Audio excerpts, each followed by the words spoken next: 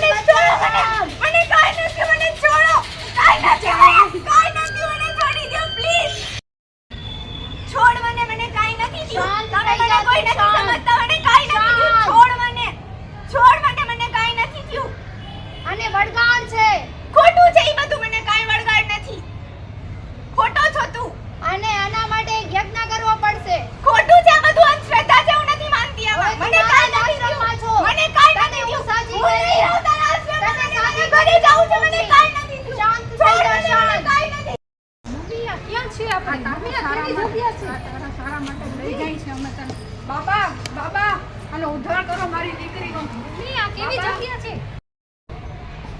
બાબા મારી દીકરીનો ઉદ્ધાર કરો બધે ઠેકાણે પાછા છે ભણવામાં તો જરાય આગળ નથી આનો કઈ ઉદ્ધાર કરી દ્યો મને મમ્મી આવું ના હોય બધું તારા મમ્મી માટે થાય શાંત છે. દીકરા શાંત અને બુદ્ધ નડે છે એનો ઉદ્ધાર કરવા માટે આપણે એક યજ્ઞ કરવું બાબા, પડશે તમે રહસ્યમય યજ્ઞ બાબા તમે જી કહેશો અમે કરવા તૈયાર છીએ બસ મારી છોકરીનું સારું થઈ જાય બધી ઠેકાણે પાછળ જ છે થઈ જશે દીકરા બધું સારું થઈ જશે હું આમાં માનતી નથી આ બધું ખોટું હોય છે હું જાઉં છું. બાબા અમને માફ કરી દો અમારી દીકરી અમારા કહેવામાં નથી રહી હવે અમને માફ કરી દો.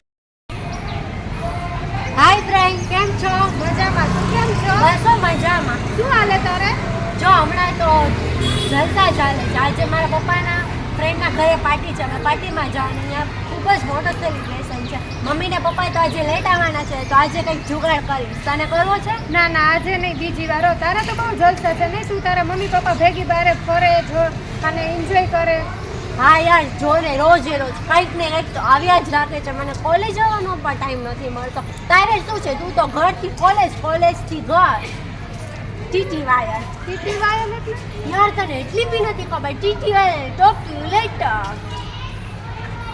જો ઓલી મૂંગી આવે છે હાય ગાઈસ કેમ છો મજામાં તું કેમ છો બસ મજામાં આ તો ટાઇટનની વોચ છે નહીં હૈસે ડુપ્લિકેટ ના મને બહુ સારા માર્ક્સ આવ્યા ને એટલે પપ્પાએ ગિફ્ટ આપી યાર મને સારા માર્ક્સ આવ્યા ને તો મારા પપ્પાએ મને 7 સ્ટાર રેસ્ટોરન્ટમાં લઈ ગયા હતા અમે તો અહીંયા ખૂબ જ મોટું સેલિબ્રેશન કર્યું ત્યાં ખૂબ જ મજા આવી ગઈ હતી તમે તો ફ્રેન્ડ ઘરે વાત તો કરી છે રિઝલ્ટની જાણ કરી છે મેં હજી એ બી નથી કરી ખબર નહીં શું રિએક્શન આવશે ઘરેથી મમ્મી પપ્પાનું યાર તું આખો દી ભણાસ તું આખો દી વાંચસ ટ્યુશન કોલેજ તો બી તને સારા માર્ક્સ નથી આવતા તારું થાશે શું સક્સેસ છે સારું હાલો બાય બાય તું ચિંતા ન કર તારા મમ્મી પપ્પાને રિઝલ્ટ જણાવી દે અને તને કાંઈ પણ હેલ્પની જરૂર હોય ને તો તું મને કહેજો ના મને તારા હેલ્પની જરૂર નથી મને ઘરે શું વાત કરવી ને મને ખબર પડે છે હું ફ્રેન્ડ જોડે વાત તો કરું છું તું વાતે નથી કરતી બસ એક કોનામાં લઈને બુક લઈને આખો દિવસ વાંચસ જ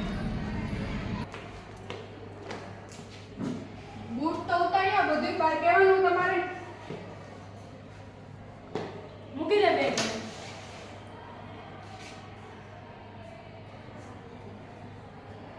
મૂકે તમે તો મારું કઈ માનતા નથી ઘરમાં પૈસા દેવામાં કેમ સમજતા નથી આજે આટલું તો કઈ છે આટલું તો કમાઉં છું આજે તારીખ કઈ છે તમને ખબર નથી પડતી પૈસા દેવાના છે ઘરમાં પૈસા પણ ઓફિસ વાળા આપે ત્યારે ઓફિસ વાળા તો તમારે કઈ ભેગા નથી કરવાના ઘર માટે ઘર માટે કમાવ તો છો કેટલું કમાવે છે ઉધાર માટે તારીખ કઈ છે મારે બધાને પહોંચવાનું છે ને તારીખ પર તું બીજી આપી દે ને પહેલી તારીખ આપવી પડતો છે કે હજુ છે તારે આટલું પૂરું કરું છું તો તારે પૂરું કરવા છે ભાઈ તારીખ તો જો તારીખ આવી વહી ગઈ કે મારે બધાને પૈસા દેવાનો હોય મારે હો આપણ તો કમાવ ઓફિસ માંથી પગાર આવે ત્યારે તને આપો ને શું પગાર તમે ભેગા નથી કરવાના ઘર માટે પૈસા તો પગાર આવે પછી તને દઉં ને આવી ગઈ તું તારે રિઝલ્ટ કહેવાનું નથી બાજુવાળા આંટી કઈ રીતે તમારી છોકરીનું રિઝલ્ટ આવ્યું છે મમ્મી હું કહેવાની શું આવ્યું છે રિઝલ્ટ આવ્યું તમારી છોકરી અડધામાં તો ફેલ થઈને માન પાસ થઈ છે અડધામાં આ શું છે આથી ભણવું છે કે નથી ભણવું લગન કરવા છે ઉઠાડી દો ને શું પપ્પા કરે તું આને જ તને બગાડી છે પપ્પા વઈ જા રૂમમાં તૈયાર થઈ જાય લગનમાં જવાનું છે બેટા તારું રિઝલ્ટ જે બારે આવ્યું છે એ કાંઈ કહેવાનું નથી અમારું નામ બદનામ ન કરતી તું બારે થઈને તારી મમ્મી સાચું બોલે છે કાંઈ બોલતી નહીં બરોબર કેમ છો સ્નેહાબેન મજામાં તમે કેમ છો બસ મજામાં હમણાં તો રિઝલ્ટ આવ્યું નહીં સાયન્સ હા સાયન્સ વાળાનું રિઝલ્ટ આવ્યું મારા છોકરાને 90% આવ્યા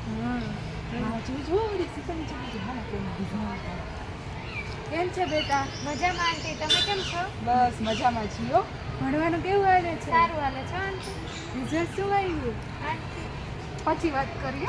જોયું શીતલબેનની છોકરીનું રિઝલ્ટ જ નથી કેવું. જોયું મારા છોકરાને તો સાયન્સમાં થઈને 90% આવ્યા અને હવે યુએસએ જશે ને સ્કોલરશિપ મળીને. આ તો આર્ટ્સમાં થઈને 50% આવી. ખબર જ હતી આ તો અચરજ થાય છે. જો આ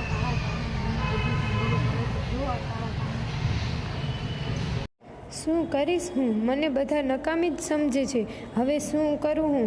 મારું શું જીવનમાં કાંઈ નહીં થાય? હું ક્યાંય પણ આગળ નહીં વધી શકું?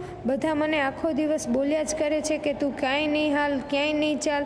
આ જો ખુશ્બુ કેવી સરસ રીતે રિઝોર્ટમાં ગઈ છે ને એના પેરેન્ટ્સ સાથે, એના પેરેન્ટ્સ એને લઈ જાય છે. શું મારા પેરેન્ટ્સ મને ક્યારેય નહીં લઈ જાય? ગઈસ ખબર છે મેં તને કીધું હતું ને કંઈક જુગાડ કરીશ તો ત્યારે મેં વેબ ટ્રાય કર્યો તો ખૂબ જ મજા આવી ગઈ. અહીંયા તો મતલબ અલગ જ સુકૂન હતું. એ તો બધું છોડો, મારા અંકલ અમેરિકાથી આવ્યા છે. મને કહેતા હતા કે તને સ્ટડી કરવા અમેરિકા આવું છે તો હું અમેરિકા સ્ટડી કરવા જવાની છું શાયદ. વેબ અને નશો તો તને અત્યારે મજા આવે છે, તો લાંબા ટાઈમે બહુ નુકસાન કરશે. આપણને તો ખબર જ છે તું એન્ઝાઇટીમાં હતી એટલે બધી છોડ ને તું મને વાત કર ને તે હોટલમાં ગઈ હતી. હોટલ બહુ મોટી લાગે છે નહીં યાર, મારે આવું છે કંઈ કર ને. અહીંયા તારા જેવાની છે જ નહીં કે તું ત્યાં આવી શકે. ત્યાં તો સિલેક્ટેડ માણસો જ આવી શકે. તો આઈ ડોન્ટ થિંક કે તને બી અહીંયા મળે ચાન્સ. પણ એ હોટલ એ બધું તો બહુ મસ્ત હતું. અહીંયા બહુ જ મજા આવે એવી હોટલ હતી. અહીંયા તો પૈસા ખર્ચવા પડે ને, સોશિયલાઇટ બી થવું પડે.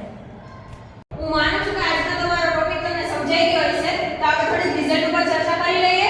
મેં જોયું કે આજે તમે બધા પેપર બહુ સારા લખ્યા હતા, વધુ માર્ક્સ લઈ આવ્યા. સારું કહેવાય તમારા માટે. હું તમને બધાને તમને રિઝલ્ટ પૂછું છું. મારા બધાએ કેટલા પર્સન્ટેજ આવ્યા એ કહેશો. ઓકે બેટા તમને કેટલા છે? 75. સરસ. તમને 80. સરસ. બેટા તમને કેટલા છે? 72. હા સારું. બેટા તમને 79. ગુડ. તમને કેટલા છે બેટા? 95. હા બેટા તમને 79. એક જ દિવસ હોય છે ને આટલા બધા પર્સન્ટેજ આવી ગયા તને. વાહ સારું કહેવાય. આને 95 છે. મને લાગે છે કે આના લીધે આપણા ક્લાસનું નામ અહીંયા થયું છે. કારણ કે તમે બધા પેપર તો સારા લખ્યા છે પણ વધુ માર્ક્સ અને વધુ પર્સન્ટેજ આ સ્ટુડન્ટને આવેલા છે. બેટા આરતી તને કેટલા પર્સન્ટેજ આવ્યા છે? 50. તું તો કહેતી હતી મને 55% આવ્યા. 55. ખટ્ટું બધે છે. 50% કેમ? તારે ભણવાનું નથી? ભણવામાં આટલું કોઈ ધ્યાન નથી દેવું. તારા ફ્રેન્ડ્સ એટલા સારા છે તોય તારે ભણવું નથી. તું રોજ આવે છે ક્લાસમાં, આવે બેસે જલસા કરે ને ઘરે જતી રહે છે. તું તારા મમ્મી પપ્પાને કહે તારી પાછળ તો ખર્ચ કરવાનું મૂકી દે. તારે ભણવું જ નથી તો મેં ઈ તો બધે પાછળ જ છે. કોલેજમાં પણ પાછળ છે. પાછળ ને પાછળ. બધે જ પાછળ જ છે. મેં એક સીટ એની પરફેક્ટ રાખી છે. જો ઈ 10 વર્ષ આલે જ રહેવાની છે. અહીંયા જ રહેવું છે તારે. તું નીકળ ક્લાસની બહાર જા. આવે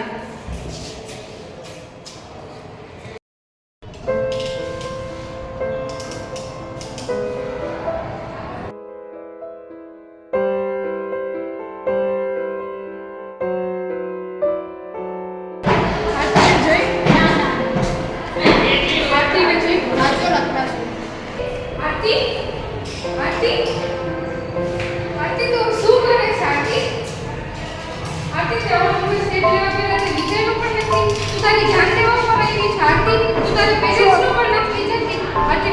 આરતી શું ઇશ્યુ છે? તું મને કે શું થયું છે? શું પ્રોબ્લેમ છે? તું મને કે શું થયું તને? તું કે શું થયું મને કે? શું પ્રોબ્લેમ છે? તું મને વાત કર. હું થાકી ગઈ છું યાર. મમ્મી પપ્પા રોજ ઝઘડો કરે છે. ઉપરથી મારા માણસો છે આવવાને મને નકામું સમજે છે. ઉપરથી સોસાયટીના લોકો છે જે મને માના મારે છે. અને બસ કે શીતલબેનની છોકરી ક્યાંય નહીં હાલે, કાંઈ નહીં થાય. શું મારતું છે આને કાંઈ મારું જીવન જ નથી કરતી.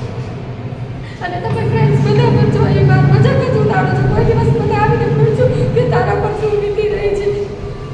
સોરી યાર, મેં જાણીને પણ જતી. આકાશ તારી પાસે બેસીને અમે શાંતિથી વાત કરી લીધી હોત. તું ડિપ્રેશનમાં મને લાગે છે. તું મારા એક ફ્રેન્ડ છે, તું એની પાસે જા અને થેરેપી લે તો તને હું તારી હેલ્પ કરીશ.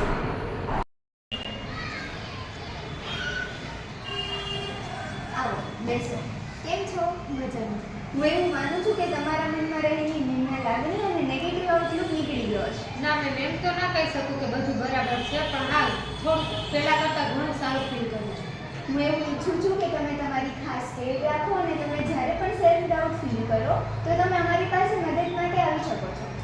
હું તમારી હિંમતને દાદ આપું છું. ઘણા લોકો માનસિક રોગોથી પીડાતા હોય છે, પરંતુ અમારી પાસે મદદ માટે નથી આવી શકતા. તે મનમાં સંકોચ અનુભવે છે, વિશ્વાસ નથી રાખી શકતા. પરંતુ તમે અમારા પર વિશ્વાસ રાખ્યો અને તમારી પ્રોબ્લેમ્સ અમારી સાથે શેર કરી એટલે અમે તમને સોલ્યુશન આપી શક્યા છીએ.